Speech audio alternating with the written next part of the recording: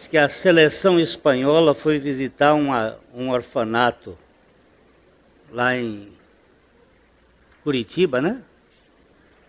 E aí fizeram um comentário assim, olhando para o rosto dele, disse: como é triste olhar para umas pessoas que não têm esperança. A criança de 6 anos que fez esse comentário.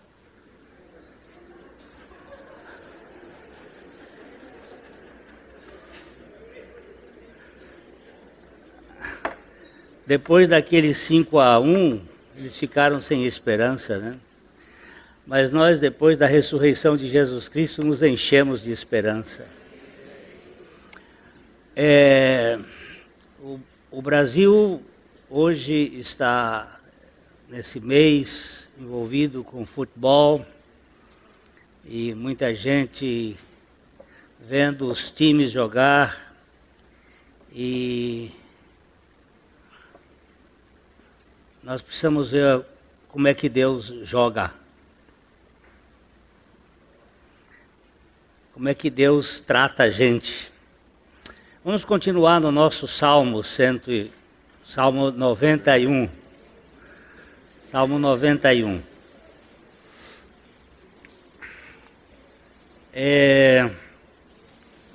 A gente vai começar no verso 1 e nós vamos até o versículo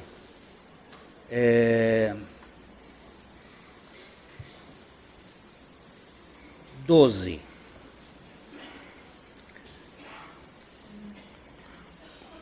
O que habita no esconderijo do Altíssimo e descansa à sombra do Onipotente, diz ao Senhor: meu refúgio e meu baluarte, Deus meu em quem confio.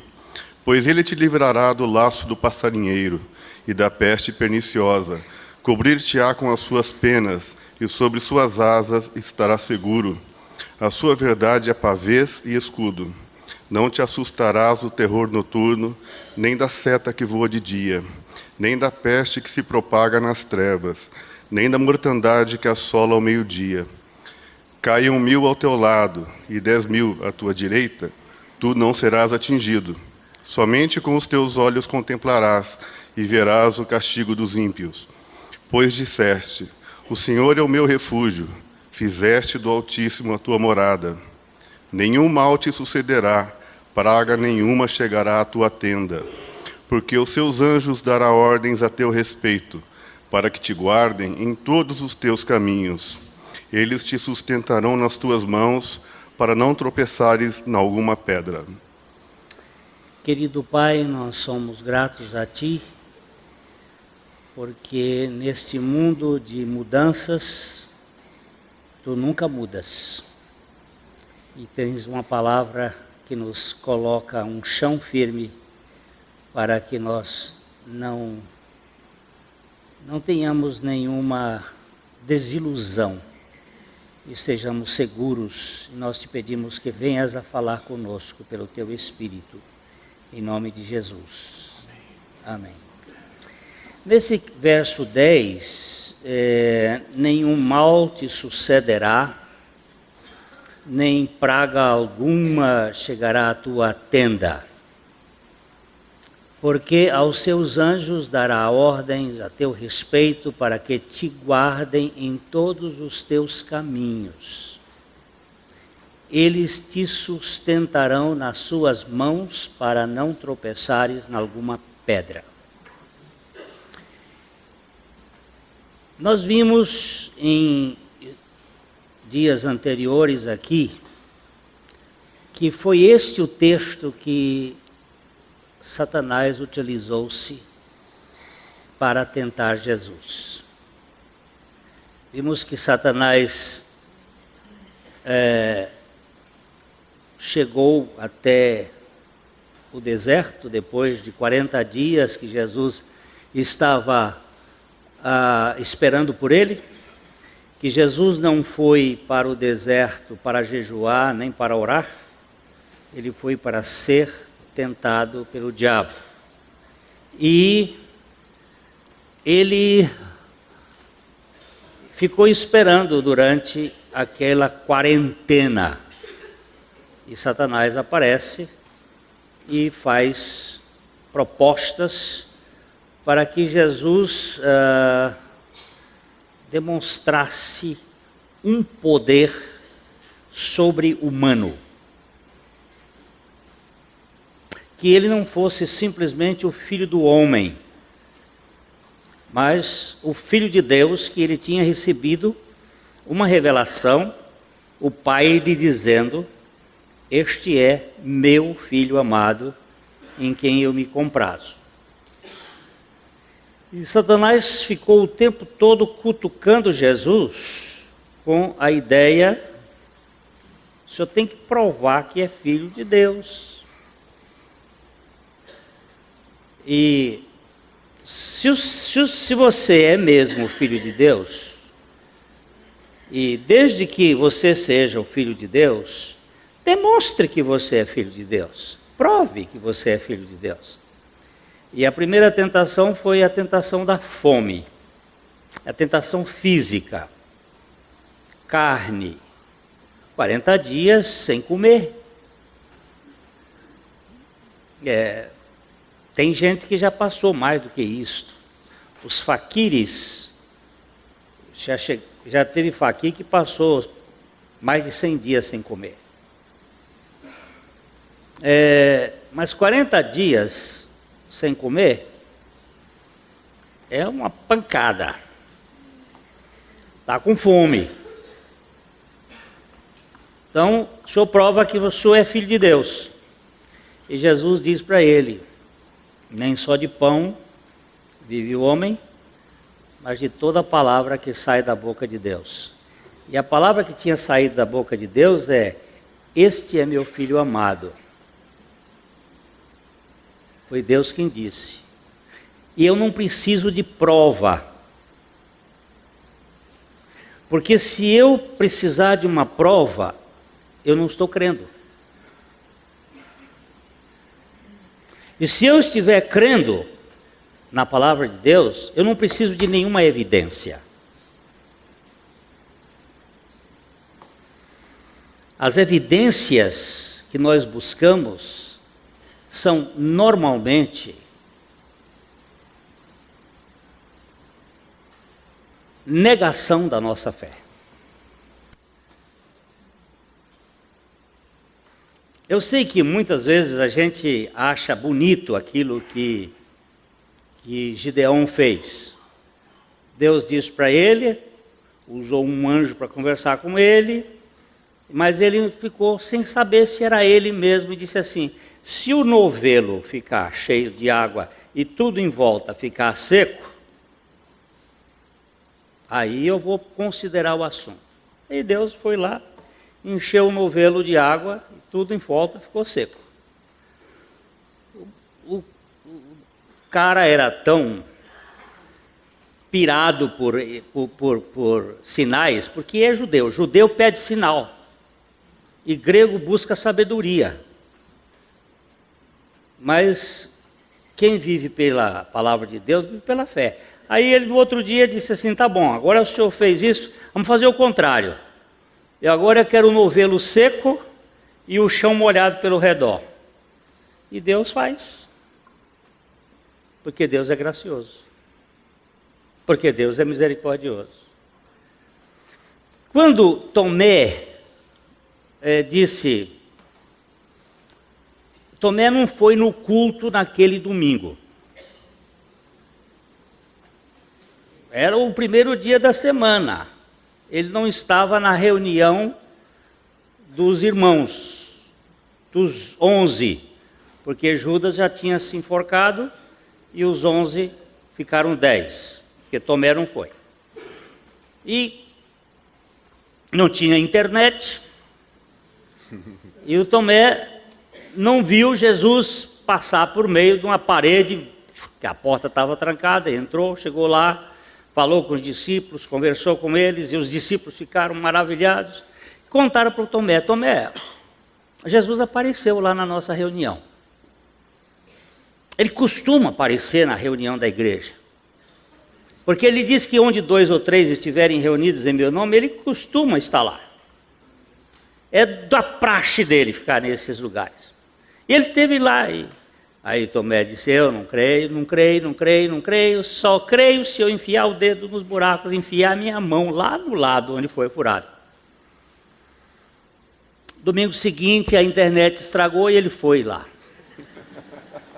Aí ele chegou lá, Jesus apareceu de novo, e foi direto do Tomé. Disse, Tomé, enfia o dedo, vem aqui. Veja que eu não sou um fantasma. Ele disse, eu tenho carne e osso. Ele só não tem sangue. Jesus não tem sangue mais.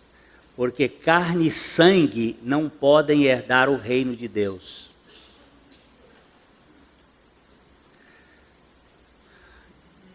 E Jesus, ao dizer isso, Tomé olhou para ele e disse assim, Senhor meu e Deus meu. E o Senhor então lhe diz, porque me viste, creste? Olha a pergunta. Ninguém crê porque vê. Mas porque crê, vê. Porque a fé é o firme fundamento das coisas que se esperam e a prova dos fatos que se não veem. Nós não vemos, mas cremos. E porque cremos, vemos.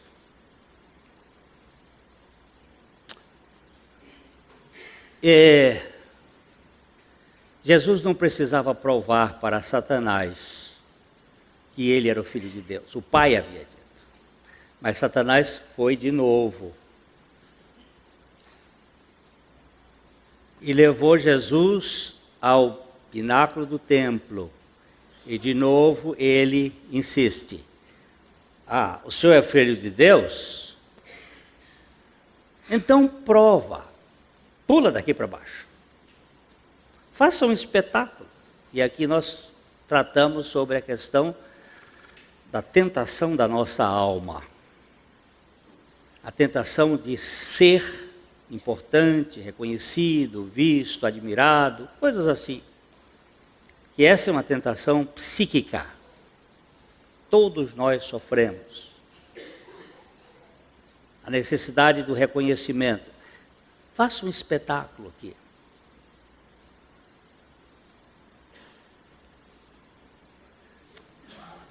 Todos nós nos encantamos com o jogo do Neymar. E ele está sendo a bola da vez. Como é que todo mundo...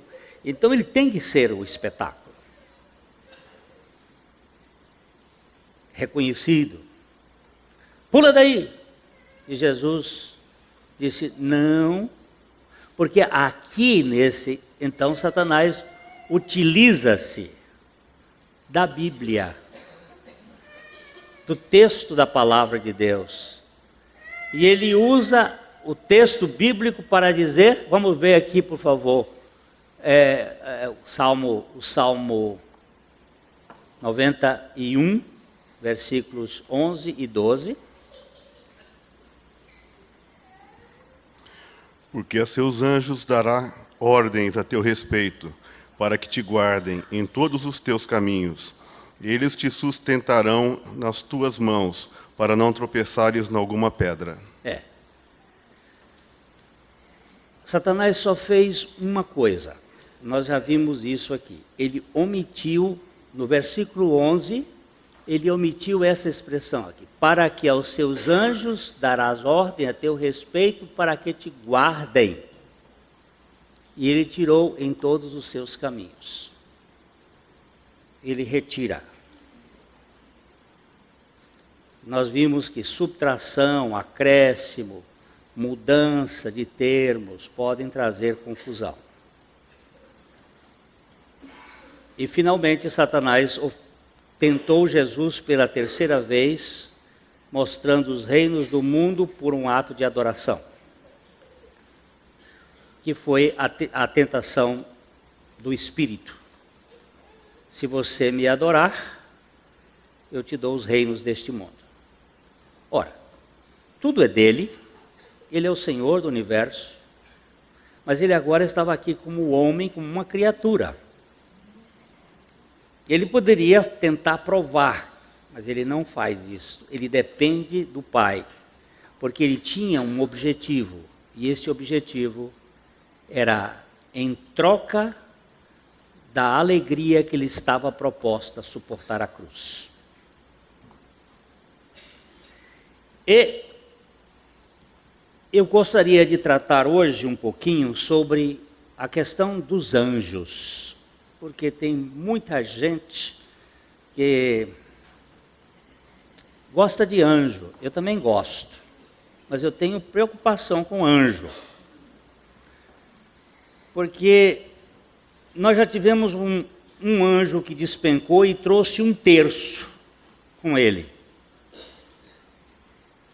E a Bíblia diz que ainda que um anjo venha do céu, e aí eu fico com uma questão, será que pode acontecer? Paulo supõe que pode. Ainda que um anjo venha do céu e vos anuncie e vos pregue um outro evangelho, além desse que eu vos preguei, que eu vos tenho anunciado, que é o evangelho da morte, sepultamento e ressurreição de Jesus Cristo, e da nossa morte, sepultamento e ressurreição com Jesus Cristo, seja anátema. Considere isto como uma coisa maldita. Mas nós precisamos entender algumas coisas. Há um mundo visível, que a gente está aqui, e há um mundo invisível. Eu não sei muito desse mundo, a não ser daquele que veio de lá, e que pode nos falar alguma coisa do que há lá, do outro lado do mundo invisível. Há uma realidade de três dimensões, e há um território de centenas de dimensões que não podemos ver. E os anjos vivem nesta dimensão, além dos nossos sentidos. Aqui dentro dessa sala, com certeza. Se a minha Bíblia estiver certa, para cada um de vocês tem um anjo.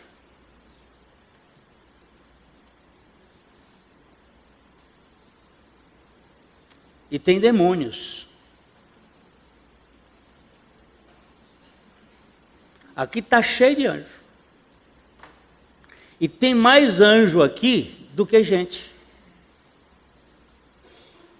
Só que na dimensão que está, nós não estamos vendo. E nós precisamos de ver para crer. Certa ocasião eu preguei aqui, quando eu ia saindo, uma senhora dada a visões, ela chegou para mim e disse: Pastor Glênio, eu vi 2 anjos ao seu lado. Um de branco e um de prata. O de branco era um anjo ministrador, e o de prata era um anjo defensor. Eu digo, como é que a senhora aprendeu tudo isso? Na Bíblia não está escrito assim. E só tinha 2? Está muito michuruquinha. Eu acho que nós entramos numa esfera de imaginação, mas a palavra de Deus nos fala algumas coisas que nós precisamos ver. Vamos pegar Hebreus.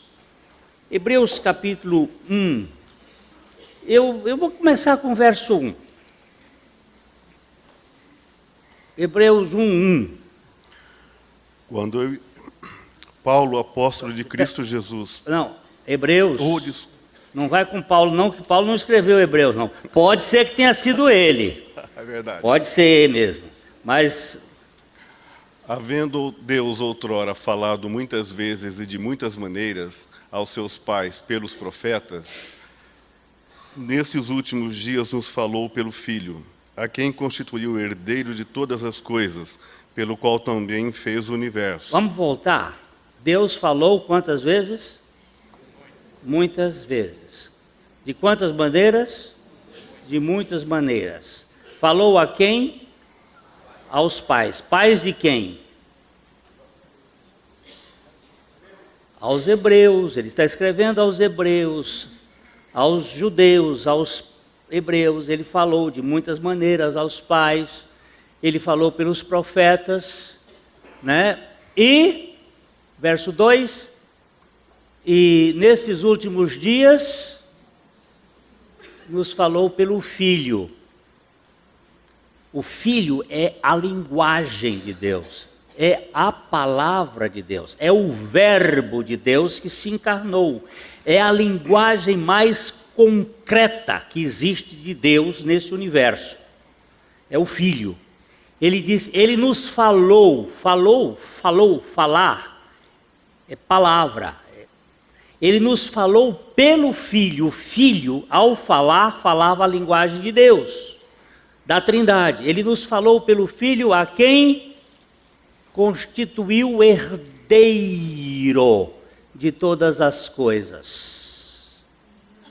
O herdeiro de todas as coisas, pelo qual também ele fez o universo. Antes de fazer o universo, ele já era o herdeiro da criação. Versículo 3. Ele, que é o resplendor da glória e a expressão exata do seu ser, sustentando todas as coisas pela palavra do seu poder, depois de ter feito a purificação dos pecados, assentou-se à direita da majestade nas alturas. Isso aqui tem uma riqueza. Ele, o Verbo, o Filho, que é o resplendor da glória e a expressão exata do ser divino, sustentando todas as coisas pela palavra do seu poder.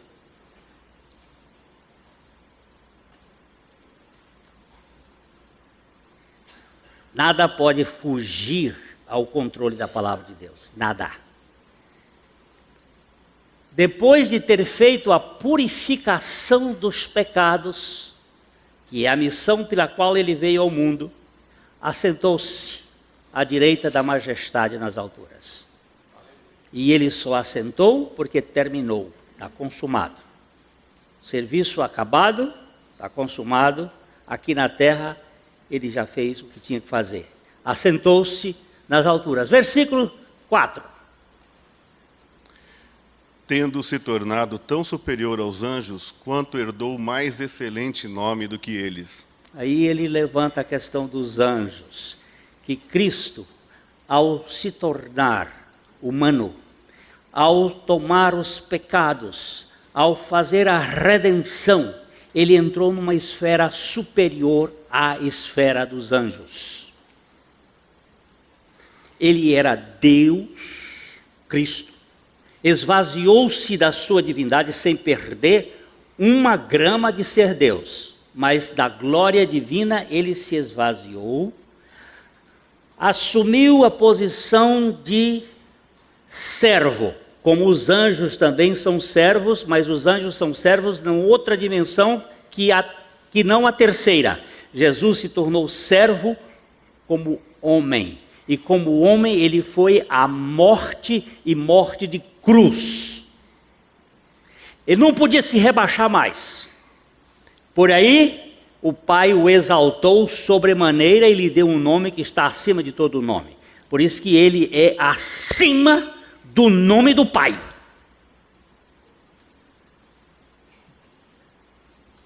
Ele colocou um nome acima de todos os nomes. O Pai deu a este Filho, que fez essa redenção. Isso é grande para minha cabecinha. Então, ele é superior aos anjos e herdou o mais excelente nome do que eles. Agora, vamos um pouquinho mais para frente, no versículo 5 ou 4. Tendo se tornado superior aos anjos, quanto herdou 5 agora, Pois a qual dos anjos disse jamais: Tu és meu filho, eu hoje te gerei? E outra vez: Eu lhe serei pai, e ele me será filho. Anjo, Deus nunca disse: Tu és meu filho. Mas Ele vai dizer para ti, mediante Jesus Cristo: Tu és meu filho.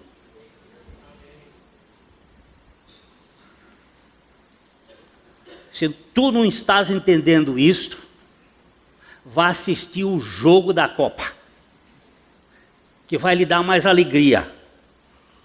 Mas se tu estás entendendo isto, tu sabes o que significa isso? Tu és herdeiro. É isso que nós vamos chegar daqui a pouco. Anjo não é herdeiro. Mas eu sou herdeiro.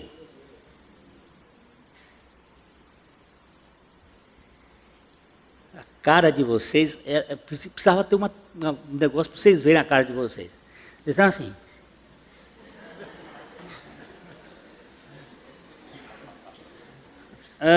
Ele nunca chamou um anjo de filho. A qual dos anjos disse jamais: Tu és meu filho, eu hoje te gerei? Cristo. Jesus Cristo, Filho. Jesus foi gerado no ventre de Maria. Cristo esvaziou-se, Jesus foi gerado no ventre de Maria, o Filho do Homem. Na ressurreição, Cristo é gerado o Filho de Deus através de um homem. Na ressurreição. Humberto, você que é melhor de cabeça do que eu, é Atos 13, 44? Tu és meu filho, eu hoje te gerei. Não eu estou querendo o Salmo 2, não. Eu quero a citação. É 33 ou 44, não sei. É 13. Que é 13, é 13. É o 33. Hein? 33. Oxe, velho terrível. Atos 13, 33. Como Deus a cumpriu plenamente em nós, seus filhos, ressuscitando a Jesus, como também está escrito no Salmo 2: Tu és meu filho, eu hoje te gerei. Isso aí está falando da ressurreição dele dentre os mortos. Porque ele estava morto por causa do meu pecado e dos meus pecados. Meu pecado, minha natureza. Meus pecados são os meus atos. E ele levou sobre si tudo isto. Ele não poderia morrer se ele não tivesse levado os meus pecados e o meu pecado. A minha natureza. O verso 6. E, novamente, ao introduzir o primogênito no mundo, diz: E todos os anjos de Deus o adorem.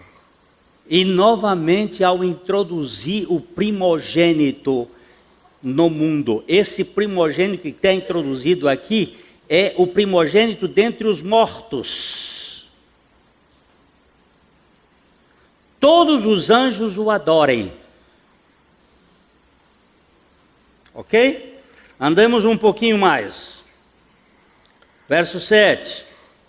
Ainda, quanto aos anjos, diz: Aquele que a seus anjos faz ventos e a seus ministros labareda de fogo. Mas acerca do Filho, o teu trono, ó Deus, é para todo o sempre. E cetro de equidade é o centro do teu reino. Cetro de equidade é o centro do teu reino. Hein? Cetro de equidade é o cetro do teu reino. Cetro de equidade é o cetro do teu reino. É o poder do reino de Deus, é a equidade de Cristo. Verso 9 e 10. Amaste a justiça e odiaste a iniquidade. Por isso, Deus, o teu Deus, te ungiu com o óleo de alegria como a nenhum dos teus companheiros. Ainda, no princípio, Senhor, lançaste os teus fundamentos na terra, e os céus são obra das tuas mãos. Pode continuar. Eles perecerão, tu, porém, permaneces. Sim, todos eles envelhecerão qual veste. Também qual manto os enrolarás, e, como vestes, serão igualmente mudados. Tu, porém, és o mesmo, e os teus anos jamais terão fim. Ele está dizendo que tudo que está aqui está debaixo de uma perda de energia, que tudo isso aqui vai desaparecer. Só o que permanece é Cristo. E é o poder da ressurreição que venceu a morte, que venceu o pecado e a morte. E por este novo sistema, que é o sistema da vida, é que ele vai construir um novo céu e uma nova terra onde habitarão a justiça. Ora, a qual dos anjos, versículo 13 e o versículo 14, que são os dois últimos. Ora, a qual dos anjos jamais disse: assenta-te à minha direita, até que eu ponha os teus inimigos por estrado dos teus pés? Não são todos eles espíritos ministradores, enviados para serviço a favor dos que hão de herdar a salvação? E é essa palavrinha que eu quero pegar aqui agora. Para que serve anjo?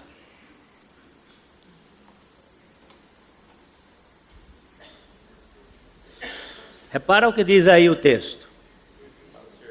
Os anjos estão a serviço. Se estão a serviço, são o quê? Servos. Servos a favor dos que hão de herdar a salvação. Ele não diz dos que hão de conquistar a salvação. Ele vai dizer dos que hão de herdar a salvação. E como é que você herda? Não troque a letra. Como é que você herda? Me conta. Sendo filho.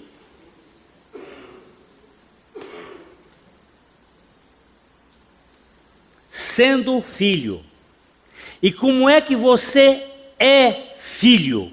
Como é que você é feito filho?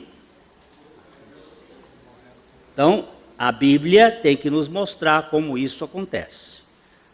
João 1, 11, 12 e 13.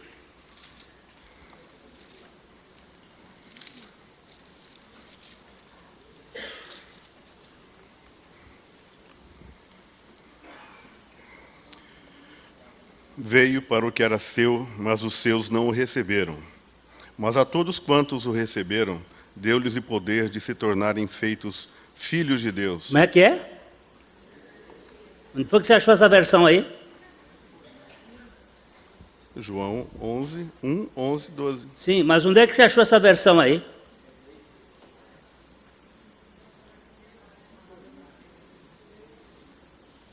Está aqui. Lê de novo a sua versão aí que eu vou rasgar ela bem aqui na frente de todo mundo. Veio para o que era seu e os seus não o receberam. Mas a todos quantos o receberam, deu-lhes o poder de serem feitos filhos de Deus. Agora você mudou a leitura. Você tinha de se tornarem. Onde é que você achou essa leitura? Você já leu no outro texto. Isso aí está na NVI. Não está aqui. Não é se tornarem filhos de Deus, é de serem feitos filhos de Deus. Nós não nos tornamos filhos de Deus, nós somos feitos filhos de Deus por Deus. Olha bem, mas a todos quantos o receberam, deu-lhes o poder de serem feitos filhos de Deus, a saber, aos que creem no seu nome. Tá? Versículo seguinte.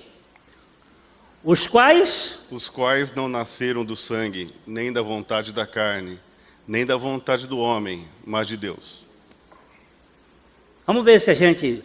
Os quais quem? Os quais quem?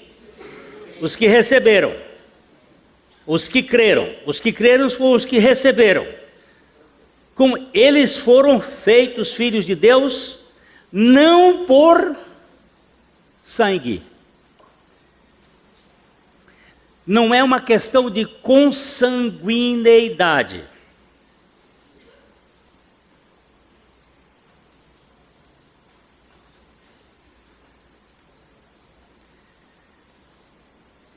Não é uma questão instintiva, nem da vontade da carne, nem da vontade do varão, do homem, mas de Deus. Foi Deus quem quis. Pedro Henrique, você é filho de quem? Até na terra? Do Mauro da Cristina. O que você fez para ser filho do Mauro da Cristina? Hein? Você esperou? Você não esperou coisa nenhuma, cara. Você não tinha nem esperança. Se não fossem eles, você não seria. Você é para eles tudo, para você nada. Jesus disse: o que nasceu da carne é carne. Quem é que nasce da carne por querer? E o que nasce do Espírito é Espírito. Quem é que nasce do Espírito por querer? Porque se ninguém quer Deus, é Deus que nos convence pelo Espírito Santo, é Deus que nos vivifica pela sua palavra, é Deus que nos regenera por meio da morte e ressurreição de Jesus Cristo. É Deus que faz esta obra. E como é que Ele faz? Do jeito que Ele quer fazer, segundo a sua soberana e onipotente vontade. Eu não sei explicar. O que eu posso dizer é que nós somos feitos filhos de Deus e somos feitos herdeiros. E não só herdeiros, mas co-herdeiros com Cristo. Aí a gente precisa dar uma olhadinha em Romanos capítulo 8, versículo 12, e aí seguir um pouquinho. Vamos seguir o texto bíblico. Olha, eu vi hoje que vão trocar esse negócio aqui, eu acho bom mesmo. Essa lâmpada aqui, viu, Hildo?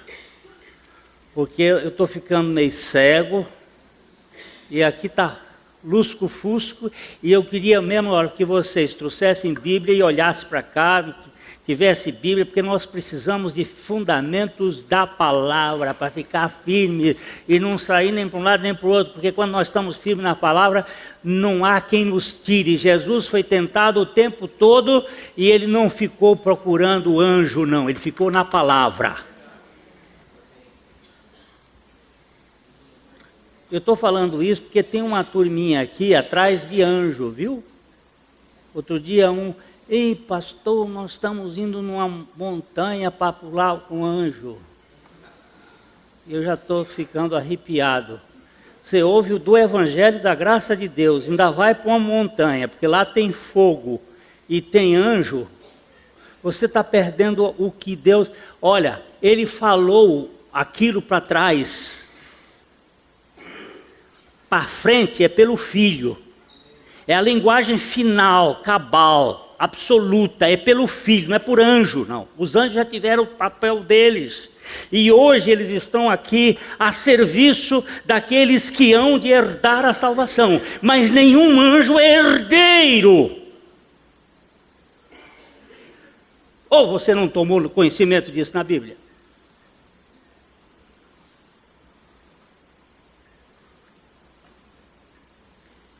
Eles não são herdeiros. Vamos lá. Assim, pois, irmãos, somos devedores, não à carne, como se constrangidos a viver segundo a carne. Para frente. Porque se viverdes segundo a carne, caminhais para a morte, mas se pelo Espírito mortificardes os vossos feitos do corpo, certamente vivereis. Pois todos os que são guiados pelo Espírito de Deus são filhos de Deus. Os filhos são os que receberam, e os filhos são os que são guiados pelo Espírito de Deus. Se são guiados pelo Espírito de Deus, são filhos de Deus. Filho de Deus não é quem é batizado nas águas. Filho de Deus é quem é batizado na cruz, com Cristo, e recebe a vida de Cristo, e é guiado pelo Espírito. Pois todos os que são guiados pelo Espírito de Deus são filhos de Deus. Agora vamos continuar. Porque não recebestes o espírito de escravidão, para viverdes outra vez atemorizados, mas recebestes o espírito de adoção, baseados no qual clamamos, Abba, Pai. Você recebeu que espírito? Foi espírito de medo, espírito de escravidão, espírito de controle ou espírito de libertação? Foi espírito de adoção, meu filho. Eu tenho pai, eu não sou bastardo. No Velho Testamento dizia assim, linguagem mais, aqueles que tiveram os seus órgãos trilhados, ou que são bastardos, não podem assentar-se na Assembleia do povo de Deus.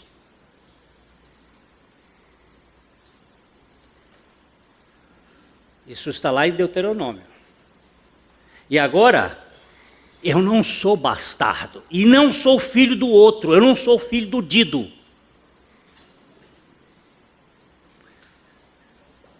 Eu sou filho de Abba. Por que você é filho? Porque ele me quis. E como é que você pode garantir isso? Porque ele me deu a revelação mediante a palavra, mediante o Espírito, e testifica no meu espírito de que eu sou filho. Eu não preciso de nenhuma prova. Eu não preciso provar que eu sou filho de Deus. Eu tenho a garantia.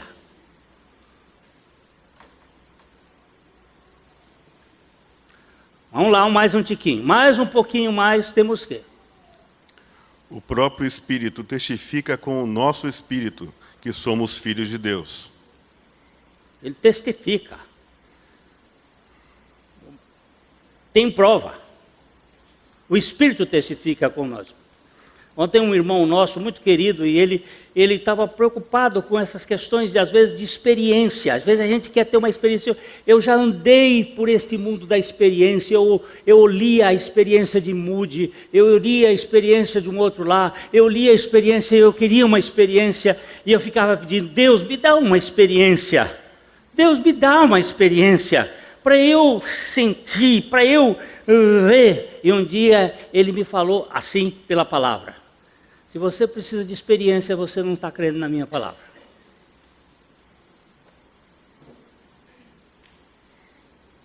Se você crê na minha palavra, você não precisa de experiência.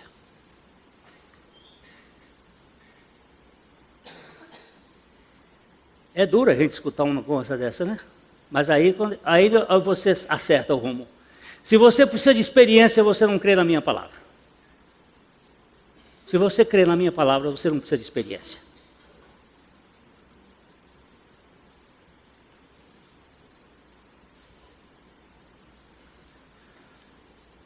E aí eu tenho uma genética, nós somos filhos, porque o Espírito testifica que somos filhos. Mas tem mais para frente, mais um pouquinho? Ora, se somos filhos, somos também herdeiros, herdeiros de Deus e co-herdeiros com Cristo. Se com Ele sofremos, também com Ele seremos glorificados.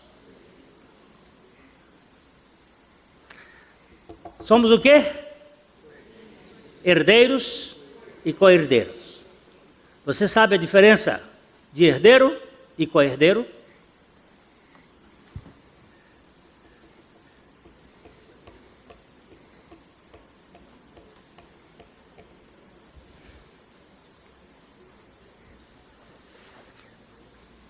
Eu sei, eu acho que eu já preguei essa aqui não sei quantas vezes. Não sei quantas vezes. Hoje de manhã, depois do estudo, uma pessoa chegou e disse assim: Pastor Glênio, por misericórdia, pregue mais isso que o senhor pregou hoje aqui, por favor, pregue. Sabe por quê? Que a gente não escuta. O que é herdeiro? É um filho que herda uma fração. E o que é co-herdeiro? É o filho que herda tudo. Tudo que é de um é de todos.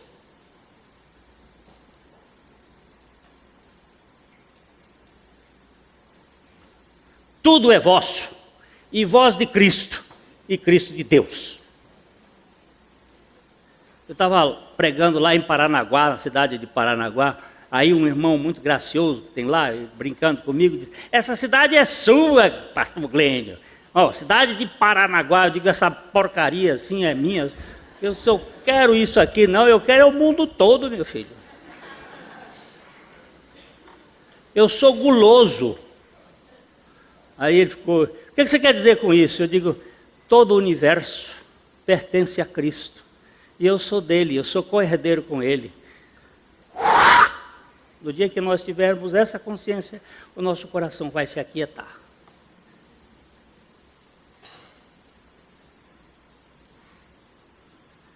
Porque até os anjos vão nos servir. Mas eu quero deixar uma coisinha antes de terminar aqui. Os anjos só serviram a Jesus depois que ele passou pelas 3 tentações. Capítulo 4 de Mateus. Nós vamos ler o capítulo até o verso 11. Eu já descobri que a gente precisa voltar os textos e fazer os textos se tornarem claros diante dos nossos olhos, do nosso coração. Vamos, Mateus capítulo 4, a partir do verso 1, nós vamos lendo. Eu vou de vez em quando, Fernando, eu vou só fazer assim: para aqui, olha, e chegar no 11. Capítulo 4. Eu disse 1? 4. Capítulo 4, versículo 1. Mateus 1:1 é a genealogia de Jesus, começando em Abraão. A seguir foi Jesus levado pelo Espírito ao deserto para ser tentado pelo diabo. Vamos fazer uma aula de português aqui? A seguir de quê? A seguir, o que é a seguir de quê? Do batismo. O que aconteceu no batismo? Jesus foi batizado, e o que aconteceu no batismo? A Trindade se manifestou. E o que aconteceu quando a Trindade se manifestou? Uma voz desceu do céu e dizia: este é o meu filho, este é o meu filho, este é o meu filho, este é o meu filho querido, amado, é o meu filho. Não é outra palavra? Tem uma outra expressão. Meu filho eleito. Este é o meu eleito, este é o meu amado, este é o meu filho, em quem eu tenho todo o meu prazer. Opa! A seguir.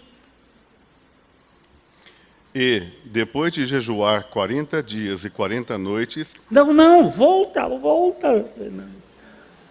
Fernando. A seguir foi Jesus... A seguir foi Jesus levado pelo Espírito ao deserto para ser tentado pelo diabo. Ele não foi por conta própria. Ele foi levado pelo Espírito, não o espírito do demo, o Espírito de Deus, para ser tentado pelo diabo, para Como é que se chama essa palavra aqui? É uma conjunção. Como é conjunção? É conjunção? Não, não é preposição aí, não. Que dá objetivamente fim, a finalidade. Ela está fazendo, para com que objetivo? Para ser tentado pelo diabo. A tentação de Jesus vem depois da revelação de que ele era o Filho amado do Pai. E levado pelo Espírito Santo. Não foi a sua carne que o levou, não foi a sua vontade. Ele foi levado. Seguinte, agora vai. E depois de jejuar 40 dias e 40 noites, teve fome. Ele jejuou por quê, Humberto? Por que ele jejuou? Ficou esperando. O diabo não veio. O diabo não veio. Passou 2 dias, o diabo não veio. O diabo não veio. O diabo não veio. 10 dias sem o diabo volta a vir. 11 dias, 20 dias, 30 dias, 40 dias. Chegou o capo. Chegou. E ele já chegou. Viu? A Bíblia diz, ele teve fome. Era homem. Você já imaginou 4 dias sem comer? Já? Eu já fiquei 4 dias sem comer. Dor de cabeça. Enjoo. É horrível. É horrível. Eu não sou muito amigo de jejum não, porque bicho é terrível. E a Bíblia diz que é para eu aproveitar a vida com a comida e com a mulher da minha mocidade. Então, eu fico com a Bíblia.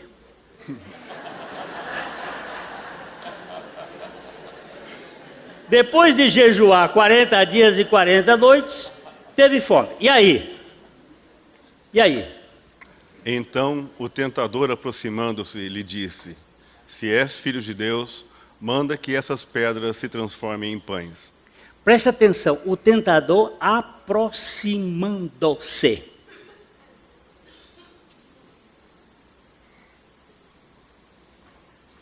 Ele não veio de uma vez. Uhul!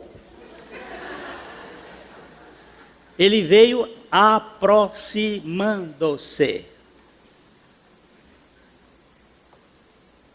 E ele chegou e disse: se tu és, como é que o seu professor dizia, Alberto? Já que tu és o Filho de Deus, desde que tu dizes que és o Filho de Deus, o senhor está dizendo que tem uma conversa aí que tu és o Filho de Deus, então, manda essas pedras se transformarem em pães. Manda. Você não tem o poder? Manda. O que é seguinte? Jesus, porém, respondeu: está escrito, não só de pão viverá o homem, mas de toda palavra que procede da boca de Deus. Diante de toda a tentação, você não vai vencer a tentação pela sua força, nem pelo seu poder, nem pela sua capacidade. Você vai vencer a tentação pela única arma de ataque que existe na Bíblia. A arma de ataque são as Escrituras. As outras armas são de defesa. E a espada do Espírito, que é a palavra de Deus. E ele, está escrito. Cadê o texto seguinte? Pagou? Então o diabo o levou à cidade santa, colocou-o sobre o pináculo do templo, e lhe disse: se és filho de Deus, atira-te abaixo, porque está escrito: aos seus anjos ordenará a teu respeito que te guardem, e eles te susterão nas suas mãos, para não tropeçares em alguma pedra. Eu quero que vocês saibam que isso dá, quando está se falando do reino, do poder de Deus, esses troços todos dão problema.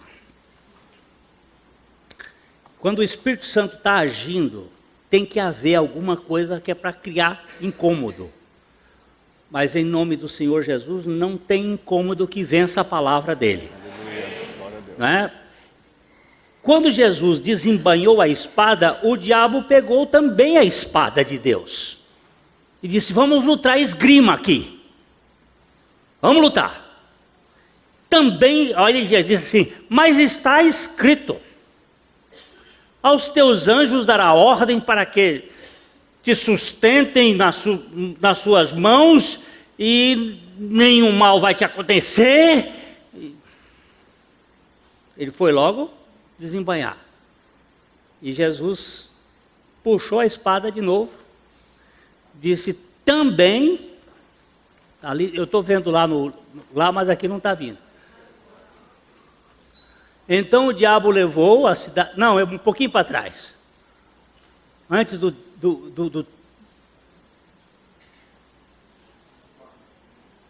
Jesus respondeu, está escrito, não só... Ah, sim, está certo. Agora, vamos para frente. Então o diabo levou a cidade santa. Mateus usa a palavra cidade santa. Lucas usa Jerusalém. Levou a Jerusalém. Se foi fisicamente, ou se foi do jeito que nós somos tentados, ele diz que a gente vai no pensamento, ele pode ter levado ao pináculo do templo e, verso 6, e disse-lhe, se és o Filho de Deus, atira-te abaixo. Porque está escrito, aos seus anjos ordenarás a teu respeito que te guardem. Em todos os teus caminhos ele retirou. E eles te susterão nas suas mãos para não tropeçares em alguma pedra. O que Jesus responde? Respondeu-lhe Jesus, também está escrito, não tentarás o Senhor teu Deus. Quando uma pessoa usa a Bíblia de forma errônea, fora do contexto, dando sentidos, porque a Bíblia tem que explicar a Bíblia e a Bíblia tem que ser olhada no seu todo. Com um versículo eu posso formar uma heresia. Eu já contei isso lá no passado, mas acho que alguém não se lembra, que houve um dia que um cara queria se suicidar. E queria achar fundamentos bíblicos sobre o suicídio. Aí ele abriu a Bíblia assim e disse assim, e Judas se matou, se suicidou. Ele diz, tem aqui. Aí abriu lá num outro texto e disse, vai tu e faz o mesmo. Pronto. Um texto daqui, texto dali, eu posso provar qualquer coisa. Agora, pegando a linha da Bíblia toda, nós não podemos entrar nesses emaranhados. Também está escrito, não tentarás o Senhor teu Deus. Versículo seguinte. Levou-o ainda o diabo a um monte muito alto, mostrou-lhe todos os reinos do mundo e a glória deles. E lhe disse, tudo isto te darei, se prostrado me adorares. Jesus não combateu o diabo, não negou o fato, porque de fato o mundo tinha sido entregue a Adão, e Adão entregou o mundo ao diabo.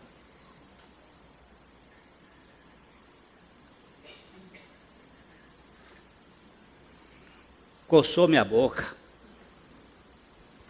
mas eu não vou. Eu ia contar do Supremo Tribunal. Conto? Veja bem. O que são embargos infringentes? Pergunta o menino para o pai. Pai, o que são embargos infringentes? Aí o pai disse, imagina, meu filho, que eu adultero.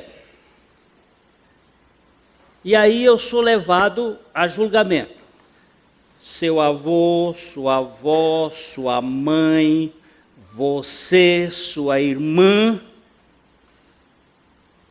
votam pela minha condenação. Meu pai, minha mãe e o meu nome do cachorro? Hein, Gilberto? E o Lulu votam pela minha absolvição. Muito bem, então eu fui condenado de 5-3. Tá.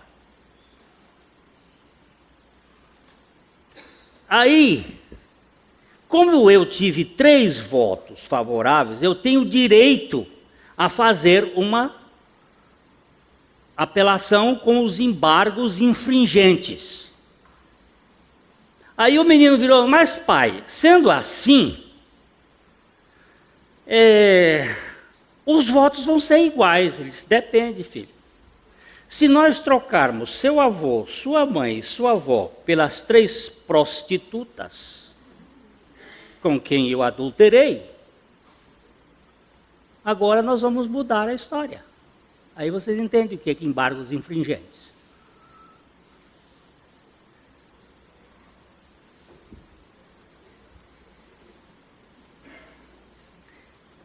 E cadê a justiça aqui na terra? Não tem, mas no céu tem. Com Deus tem.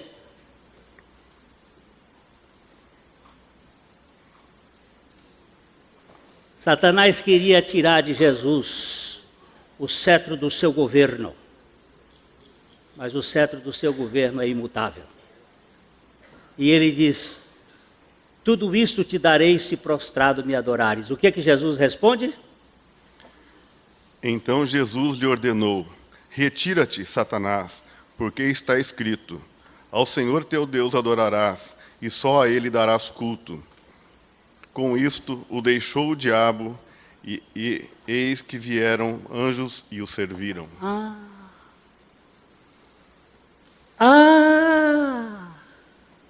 Quando é que os anjos vêm servir? Depois que o diabo é vencido, porque eles servem àqueles que hão de herdar a salvação. E eles servem ao povo de Deus. Hoje não tenho tempo, já foi demais. Mas eu vou contar histórias de anjos que serviram o povo de Deus no passado. Bem recentemente, anjos que se manifestaram para servir o povo de Deus, que se manifestam. Eles estão a serviço dos que hão de herdar a salvação. Mas você não tem que ficar dizendo, ponha os teus anjos à lateral, atrás, na frente. Eu viajei com um camarada que ele começou a orar, na hora de sair do carro, ele disse, Senhor, cerca este carro com os teus anjos. Põe um anjo no capô, põe anjo atrás, põe anjo aqui, põe anjo acolá. Aí eu me virei para o Senhor e disse, Senhor, vai o Senhor conosco, que os anjos vêm também.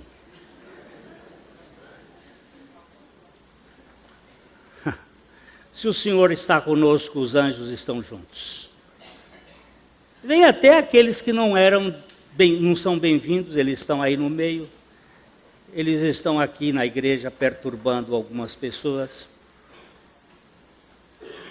Um dia desses aqui veio um perturbador e ficou atenazando uma moça. Ela veio depois falar comigo, contar a história dela, que ela passou o culto todo sendo bulinada pelos poderes das trevas que ficam aqui, desviando a atenção. E nós conversamos e o Senhor tirou o peso do seu pescoço pelo poder da cruz de Jesus Cristo. Você não tem poder aqui, porque aqui é o lugar da manifestação de Jesus Cristo, o Filho de Deus. Muito bem, vamos depois falar mais desses anjos, que muita gente fica impressionada com anjos, e vocês podem ir atrás deles, e vocês podem encontrar o maioral deles, travestido de anjo de luz, para trazer confusão. Eu fico com o cordeiro, sabe? O cordeiro me basta. Povo de Deus, o Senhor derrame graça sobre a sua vida, pelo amor do Altíssimo e pela comunhão do Espírito Santo, e que nós vivamos essa semana para a glória dele. Até na próxima Júlio, você vai cantar, não é? Já ia mandando o povo embora. Fecha a porta.